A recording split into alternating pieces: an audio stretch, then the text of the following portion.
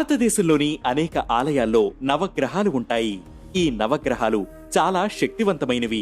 చాలా మంది నవగ్రహాలకు పూజ చేయాలంటే భయపడుతూ ఉంటారు. ఎందుకంటే వాటిని పూజించడానికి ఒక విధి విధానం ఉంటుంది. పద్ధతి ప్రకారం చేస్తేనే మంచి ఫలితం ఉంటుంది. గుడికి వెళ్ళినప్పుడు ముందుగా మూల విరాట్టును దర్శించుకోవాలి. ఆ తర్వాతే నవగ్రహ ప్రదక్షిణకు వెళ్ళాలి.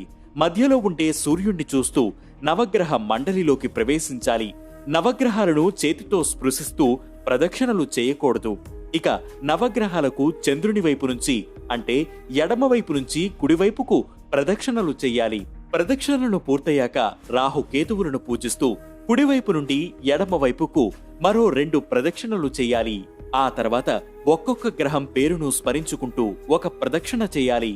అది కూడా పూర్తయ్యాక నవగ్రహాలకు వీపును చూపించకుండా వెనక్కి రావాలి.